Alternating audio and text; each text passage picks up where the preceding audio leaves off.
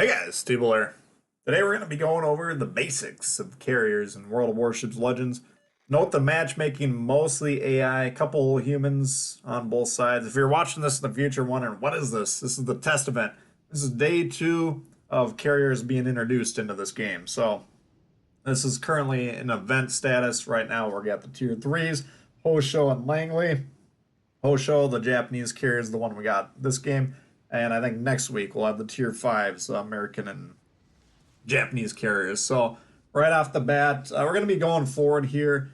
If I've been trying to find maps where there's islands where I can just kind of run into, gunning at full speed and then have the ship hit an island. Then you'll be behind cover, but still close to the match. You want to be kind of as close to the action as you can. We're going to see in this game, I actually make the mistake. I thought I dropped the anchor, but I ended up hitting it in reverse.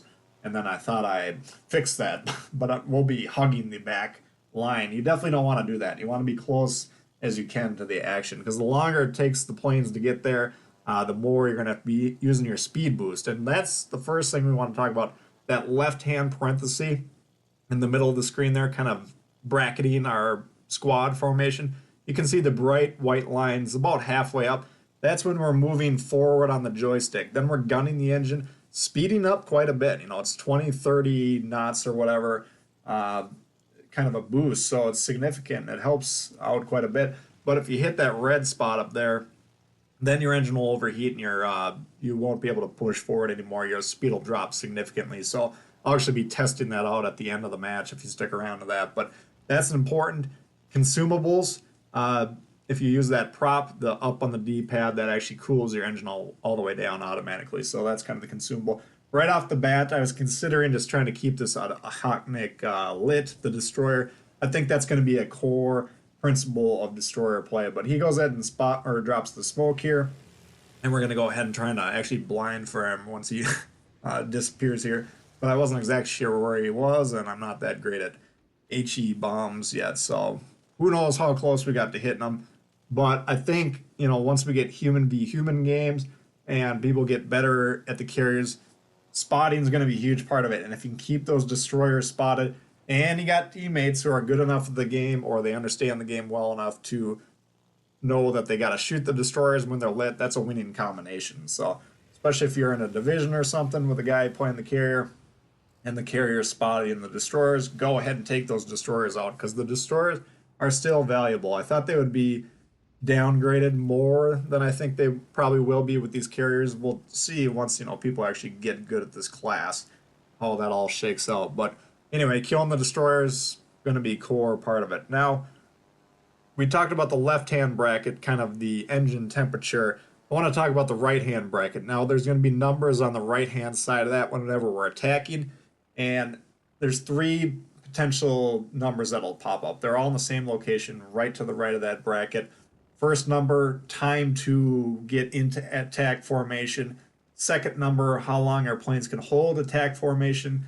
And third number, if you don't attack, how long to pull out of that. So you can see right now we're on the second number, 12 seconds.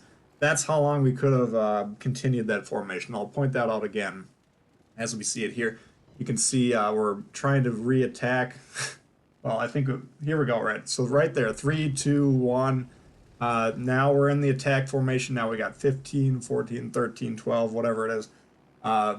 That's how long we can continue at this height, how long we need to get those torpedoes off. And now we're going to run out of time here, and you'll see the next number pop up. There it is right there, pulling out of the attack formation. So that's to get back into the regular coasting flight or whatever you want to call it.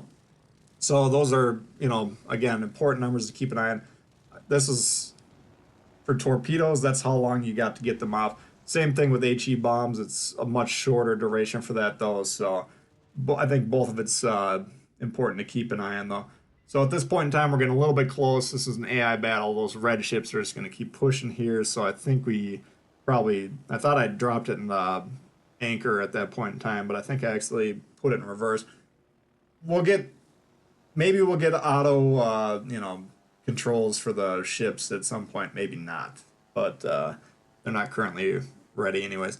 So now how do we attack? If we're in a torpedo bomber like we are here, we're going to be looking for broadsides ideally. Now we've engaged the trigger. We're getting into that attack formation, actually attacking over the island, which is possible here. But then the longer we hold on to that, the more narrow that band is, that aiming band is. But when we bring this back up here, there's two important parts to this aim cone that we need to realize. There's the one closest to our ships. It's going to be a bright orange color.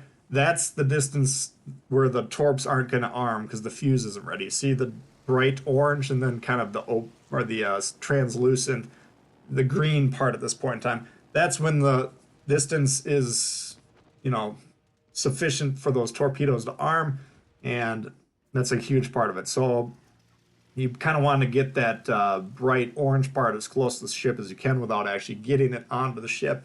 That'll get you, reduce the time to target as much as possible.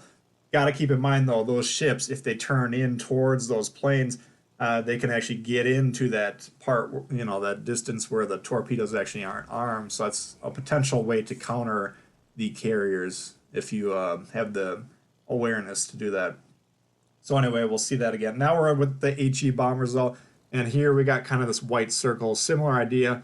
Basically, what we're going to do is try and point that right where we want to, as close to where we want to drop as possible. Then you click the trigger, then you go into attack mode.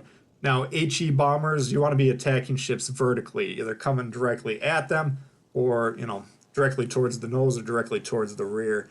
And you can see this is a perfect lineup here. We're lined up right with that ship, and this is going to give us the best chance to hit. So we click the white, now we kind of aim with the green. Got it right about midship, which is fine. He's slowly backing up, and we got him with a couple of hits there. Started a fire, got a little bit of raw damage. And now we're back to spotting that hot neck, which ideally our team would kill him at this point in time, but our team's busy dying at this point in time. So we're actually going to attempt to drop him.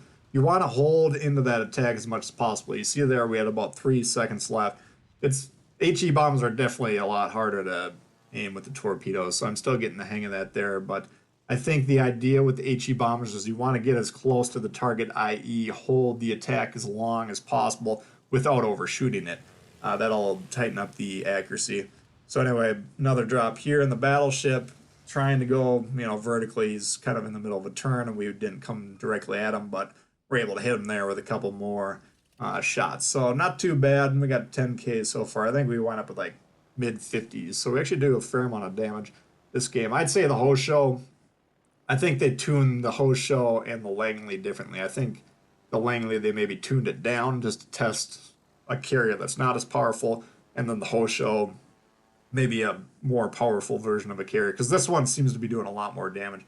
Maybe it's just a better carrier in general, who knows, but I think they probably just tuned them up differently to get some couple different sets of data points, because most people are agreeing the Langley's kind of a dud, and the Hosho seems to be the better of the two so far.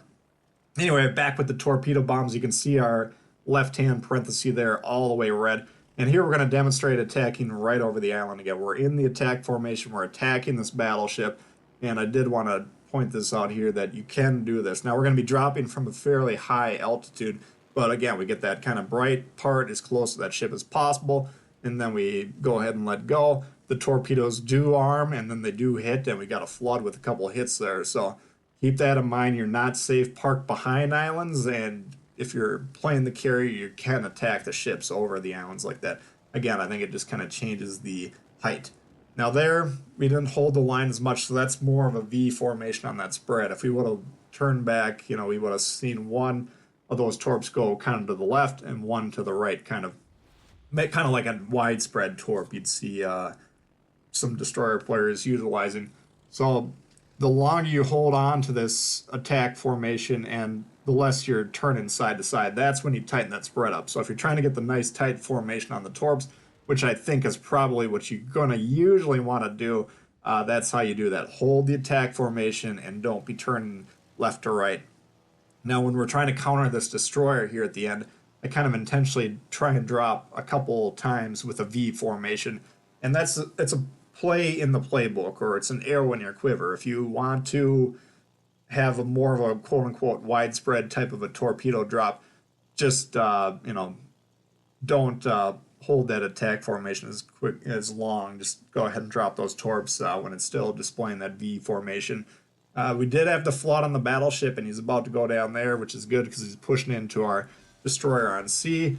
We still got the enemy carrier, which I kind of forget about, actually. Thought we were going to win this game for a little while. But they got another battleship, and then they got that on Hotnik, which is piloted with a human. I think this battleship is a computer player, but we're going to go ahead and try and hit him with some HE bombs here while we're doing it. And that, again, you click the white circle when you get roughly to where you want to aim. The green one's the main aim there, but probably not enough lead right there because we weren't really that effective. Here we're in a bit of a trouble because we're hugging this backline thing, and that cuts your engine all the way down. And since we've been hugging it for a while, our engine's all the way powered down. So we got to hit that up, make sure we power up the engine before we launch again. It's going to take a little while for the carrier to get off that backline. Ideally, I'd like to be sailing more towards our destroyer, but I'm not good enough at carriers at this point in time to manage ship position and the planes, and it's just kind of hard to steer these carriers right now because they're not controlling themselves like they would on the PC version. Anyway, spotting late game, this is going to be huge. If you have teammates right now that can utilize island cover and then just shoot at this guy undetected while we just fly around, keeping him spotted, that'd be far more valuable than hitting him with a little bit of bomb damage or a little bit of torp damage from time to time.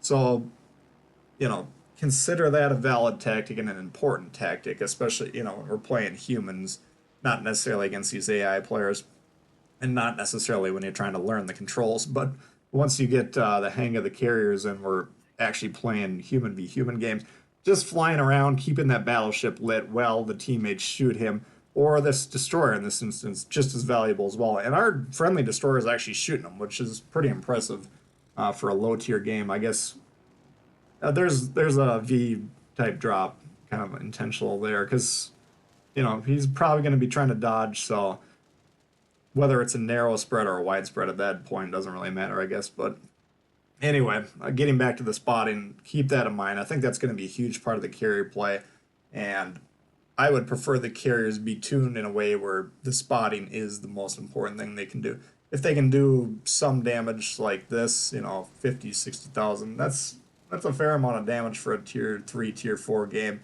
Or this is a tier 3 ship, so that's a fair amount of damage for a tier 3 ship, but it's not earth-shattering.